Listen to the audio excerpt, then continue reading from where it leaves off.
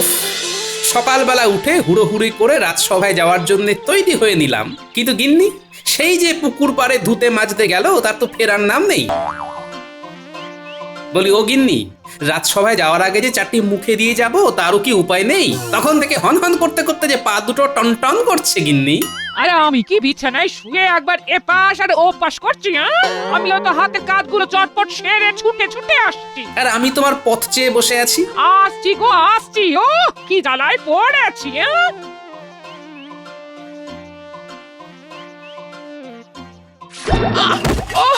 ওরে বাবা রে, পড়ে গেছি রে। আরে আরে, তাড়াতাড়ি করতে বলেছি বলে কি তোমায় একেবারে গড়াগড়ি খেতে হবে? ওই দেখো, ওরে বাবা রে, দেখো দেখি কাণ্ডখানা।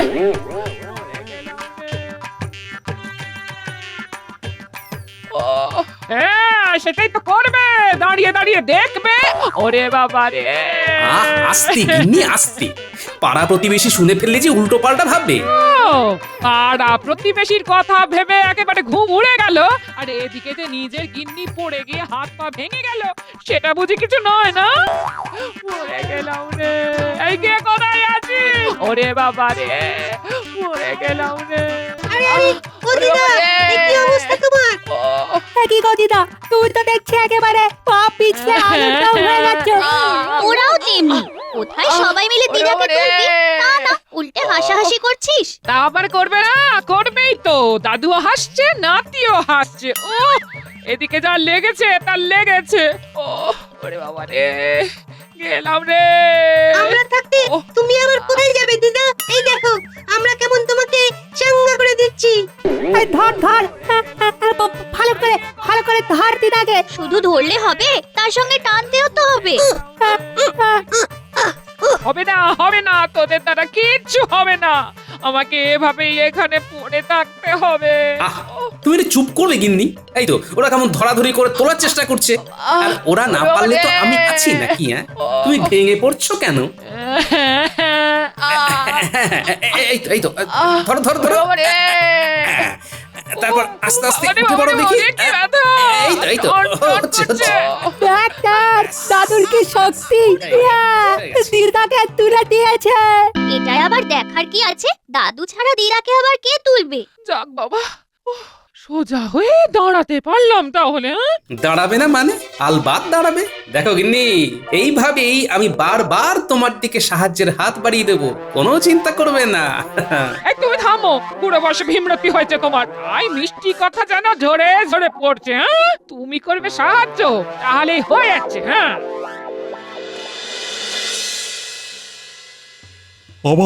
আজ আবার গোপালের দেখা নেই।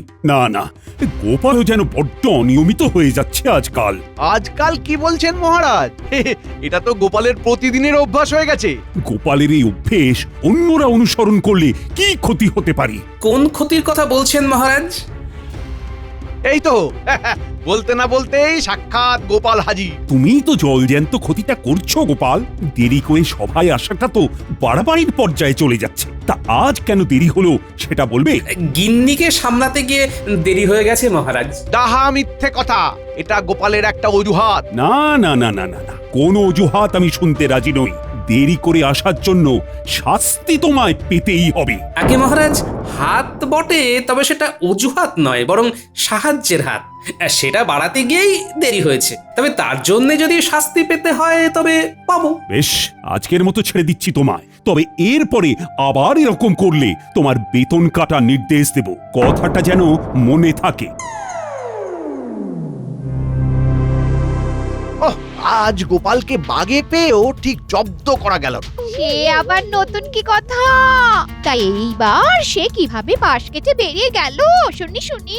কিভাবে আবার? বউয়ের দিকে সাহায্যের হাত বাড়িয়ে দেওয়ার ভুজুং ভাজুং দিয়ে গোপাল বেঁচে গেল। তাহলে বোঝো, তোমার তো গোপালকে দেখে শেখা উচিত। ও এমন কপাল যে আমার কবে হবে? এতে খামোখা কপাল চাপড়ানোর মতো কি হলো? তোমার তো কিছুতে কিছু হয় না। না না, এবারে হালকা করে ছেড়ে দিলে হবে না, একেবারে চেপে ধরতে হবে। এই মরেছে। আরে আরে, একই হাল কেটে কুমির ডেকে ফেলেছি মনে হচ্ছে। নাও, সবজি কটা কেটে সাহায্য করো দেখি। তুমি কতটা কাটলে তবে তো রান্না হবে, না হলে বলো কি গিন্নি? না না, আর তো কোনো উপায় দেখছি না। আমি রান্নাঘরে চললাম। এমন দজ্জাল গিন্নির হাতে পড়েছি, এখন তরকারি কেটেই খেতে হবে। একই মন্ত্রী মশাই, এ কি দৃশ্য দেখছি? আপনি যে রীতিমতো মেয়েলি কাজে খাবি খাচ্ছেন, পাঁচখান করবো নাকি? জানাজানি হলে আপনার মান সম্মান নিয়ে টানাটানি পড়ে যাবে কিন্তু। লোকজন বলবে নারীদের কাজেও আনারি, আমাদের মন্ত্রীর মুখ ভারী। আমি প্যাঁচে পড়ে গেছি দেখে খুব নাচানাচি করা হচ্ছে, তাই না? আর ঘরের কাজ কি শুধু আমি একা করি? এরকম কাজ তো গোপালও করে। যদি হাসতেই হয় তবে গোপালের সামনে গিয়ে হাস না যত পারিস। আপনি বললে তাই করব, তবে ঘুরে ফিরে সেই আপনার কাছেই আসবো। আর দেখবো আপনি কেমন ল্যাচে গোবরে হচ্ছেন। রাজসভায় আমাকে নিয়ে আচ্ছা একটা ঘোঁট পেকেছে দেখছি, তবে আমাকেও ঢোক গিলে ফেললে হবে না। ঠান্ডা মাথায় ঝড় ঝাপটা সব সামলাতে হবে। কিন্তু তার আগে তো মনে হচ্ছে পুঁটির বাবাকে সামলাতে হবে। বেচারা একা একা গরুর গাড়িতে ধানের বস্তা তুলতে গিয়ে যে নাজেহাল হচ্ছে।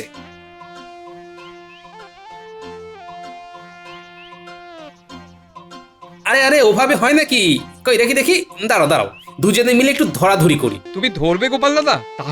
তাহলে তো খুব ভালো হয়। আর সেই যা হয় হোক, এখন চলো হাতে হাতে বস্তা কটা গাড়ি দিয়ে তুলে ফেলি, চলো। সত্যি গোপাল দাদা, ভাগ্যিস সেই সময় তুমি এসে সাহায্য করলে, না হলে তো আমি সামলাতেই পারছিলাম না। ওই দেখ ঘটা, গোপাল দাদা তো রাস্তাঘাটে সবাইকে সাহায্যের হাত বাড়িয়ে দিচ্ছে দেখছি। গোপাল দাদা যদি এইভাবে সাহায্য করে, তবে আর ওকে নিয়ে হাসাহাসি করি কি করে? না না, চল মন্ত্রী মশাইকে খবরটা দিতে হবে এক্ষুনি। আচ্ছা, জ্বালাতনে পড়েছি বটে। ঘরে ঢুকলেই গিন্নি আবার কিছু না কিছু করতে বলবে। তার থেকে এইভাবে বাইরে পায়চারি করা অনেক ভালো। হ্যাঁ, এই সব ওই গোপালের জন্য হচ্ছে। ওহ, কি কুক্ষণে ওর কথা গিন্নিকে এসে বলেছিলাম। একবার বাগে পাই গোপালকে, তারপরে সুদে আসলে এর শোধ তুলবো। গোপালের উপর রাগ দেখিয়ে লাভ নেই মন্ত্রী মশাই। বরং গোপাল যা করছে তাতে তাকে বাহবা দেওয়ার কথা। সে তো পথে ঘাটে যাকেই পাচ্ছে তাকেই সাহায্যের হাত বাড়িয়ে দিচ্ছে। বলিস কি? তার মানে গোপালের মাথায় এখন সাহায্য করার ভূত চেপেছে? তবে এটাকে কাজে লাগিয়েই গোপালকে প্যাচে ফেলা যেতে পারে। কি হলো বলতো? মন্ত্রী মশাই যেন হঠাৎ কিছু চিন্তা করছেন। মনে হচ্ছে ওই গোপাল দাদার ব্যাপারটা নিয়েই ভাবছেন। না, ভেবে দেখলাম তোরা আমার চোখ খুলে দিয়েছিস।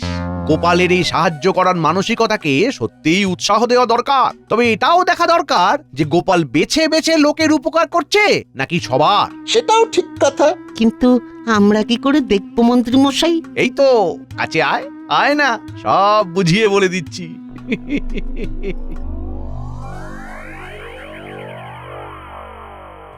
আজ আর কোনো গোলমাল নেই। আজ ঠিক সময় রাজসভায় পৌঁছে মহারাজকে একেবারে তাক লাগিয়ে দেব।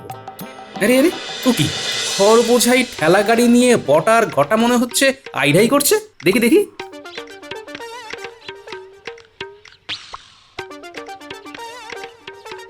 ও গোপাল দাদা, এদিকে যে আমরা হাঁদার মতো দাঁড়িয়ে আছি। তুমি কি দেখেও দেখবে না? তাই কখনো হয়? বিপদে যখন পড়েছো তখন বিপদ থেকে উদ্ধারও পেতে হবে। তাই আমাকেই মনে হচ্ছে হাত লাগাতে হবে, বুঝলে? সেটাই তো বলতে চাইছি, গাড়িটা ঠেলে তুলতে পারছি না। তুমি ঠেলে দিলেই গাড়িটা রাস্তায় তোলা যাবে। এই তো, এক ঠেলাতেই কাজ হয়ে যাবে। এই যা, গুছিয়ে করতে গিয়ে যে একেবারে ছড়িয়ে ফেলেছি। আবার তাহলে সব ঠিক করে রাখতে হবে। এসো এসো গোপাল দাদা, এটাই আগে সামলাই। হ্যাঁ হ্যাঁ, এইভাবে মিলেমিশে কাজ করতে হবে, বুঝলে? কিন্তু তোমার যে দেরি হয়ে যাচ্ছে গোপাল দাদা। সে হলে হবে, তা বলে কাজ ফেলে রেখে চলে যাবো কি করে বলো তো? হ্যাঁ, না না না না, মন্ত্রী মশাই যতই পরখ করে নিতে বলুক না কেন, তোমার মতন লোক হয় না গোপাল দাদা। আচ্ছা, এইসব মন্ত্রী মশাইয়ের পরিকল্পনা। যাক, সেটাও জানা হয়ে গেল। তবে ফন্দিটা নেহাত মন্দ নয়। এই তো সবাই দেখছি হাজির হয়ে গেছে, শুধু তেনারই দেখা নেই। না না না না, এখন দেখছি গোপাল কোনো কিছুরই তোয়াক্কা করছে না। ব্যাপারটা ভালো ঠেকছে না এবার। ও গোপালকে নিয়ে যেন আর পারি না। আজ ঠিক এসে দেবে নতুন কোনো বাহানা। দিক না, কি বাহানা দেবে দিক। ভেবে ভেবে এমন একটা কল খাটিয়েছি যে গোপাল চাইলেও তাড়াতাড়ি আসতে পারবে না। আজ গোপালের বেতন কাটা কেউ আটকাতে পারবে না। আমিও তো তেমনই ইঙ্গিত পাচ্ছি, বাকিটা মহারাজের বিবেচনা। আমার যা ভাবার আমি ভেবে ফেলেছি। গোপাল একবার আসুক আজ, তারপর মজা দেখাচ্ছি। এ কি আমার অপেক্ষায় সবাই যেন কেমন ব্যাকুল হয়ে গেছেন? বিশেষ কোনো কারণ আছে নাকি? হ্যাঁ, তা আজও নিশ্চয়ই সাহায্যের হাত বাড়াতে গিয়ে তোমার সভায় আসতে দেরি হয়ে গেল গোপাল, না? 100% ঠিক মহারাজ। আমি তো তত করে আবার কোন অজুহাত দেবে গোপাল? না না, কোনো অজুহাতেই আর চিড়ে গলবে না। গোপালের বেতন কাটা যাবেই যাবে। কিন্তু কাউকে সাহায্য করা কি কোনো অজুহাত হতে পারে মহারাজ? কত বড় ভণ্ডামি! হ্যাঁ, গোপাল আবার মহারাজকেই প্রশ্ন করছে। এটাও বসে বসে দেখতে হবে আমাদের। তাই তো গোপাল, তুমি কিনা আবার মুখে মুখে কথা বলছো। সেই জন্যই তো বলছি মহারাজ, মুখের কথায় কাজ নেই। সাহায্যের হাত কেমন হয় সেটা গোপাল আপনাকে দেখালেই ঝামেলা মিটে যায়। কি গোপাল, তবে দেখাও দেখি। সে মুরত কি গোপালের আছে যে দেখাবে? সময় আর সুযোগ পেলে সেটাও দেখিয়ে দেব। এ আর এমন কি কথা? তাহলে সময় সুযোগ আগে আসুক, তারপর না হয় তুমি রাজসভায় আসবে। আজ থেকে তোমায় বরখাস্ত করলাম আমি। দেখি কোন সাহায্যের হাত এবার তোমায় বাঁচায়। ঠিক হয়েছে, বেশি পার পারলে এমনই হয়।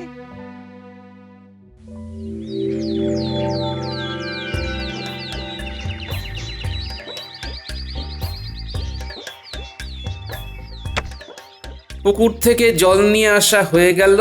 এবার উঠোনটা ঝাঁট দিয়ে দিলেই অনেকটা কাজ সারা হয়ে যাবে। হ্যাঁ, এই তুমি যেমন কাজের মানুষ সেটা তো ভাবতেই পারিনি।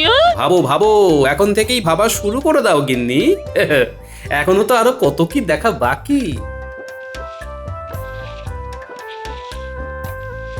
ঝাঁট দিয়ে পরিষ্কার করার হাতটাও কিন্তু আমার নেহাত খারাপ নয় গিন্নি। ওই দেখ গোপাল দাদু এবার ঝাঁটা ধরেছে। তাই তো দেখছি, সবটাই কেমন উল্টো হয়ে গেছে। ভাগ্যিস আমার চোটটা লেগেছিল, না হলে তোদের দাদু যে এত কাজের সেটা তো জানতেই পারতাম না। কিন্তু দাদু এখানে কাজ করলে রাজসভা সামলাবে কে? এখন তো চাইলেও সেখানে যাওয়া যাবে না, তাই সেখানকার কথা ভেবেও কাজ নেই। তাহলে চলো সবাই মিলে দিদার কাজে হাত লাগাই। তারপর সময় আর সুযোগ এলে আবার না হয় রাজসভায় যাওয়ার কথা ভাবা যাবে। তাই বলে তুমি সুযোগের অপেক্ষায় বসে থাকবে গোপাল দাদু? আরে অত ভাবিস না তো। কেউ যদি সত্যি সত্যি কাউকে সাহায্য করতে চায় তাহলে তাকে সুযোগের জন্য বেশি অপেক্ষা করতে হয় না রে। হচ্ছে না কৃষ্ণচন্দ্রকে কিছুতেই বাগে আনতে পারছি না। আর যাও বা পাচ্ছি, তাও এই গোপালের কপাল জোরে কৃষ্ণচন্দ্র ঠিক বেঁচে যাচ্ছে। পারবে না, আর কেউ মহারাজকে বাঁচাতে পারবে না জাহাপানা। এইরকম ছুঁড়ে ছুঁড়ে কথা বললে আমি কিন্তু কিছুই শুনবো না। পুরো ব্যাপারটা খুলে বলো, নাহলে সরে পড়ো। আমার কাছে খবর আছে, মহারাজ গোপালকে তাড়িয়ে দিয়েছেন। বলো কি? সেটাই তো বলছি। এই সময়ে যদি কোনো বাহানাতে মহারাজ কৃষ্ণচন্দ্রকে ডেকে আনা যায়, তবে কোনো বাহানাতে কেউ ওকে বাঁচাতে পারবে না। ব্যাপারটা তো মন্দ বলনি। দুধকে ডেকে পাঠাও দেখি। মন্ত্রীকে তলে তলে দলে টেনে কৃষ্ণচন্দ্রকে কলে ফেলা যায় নাকি?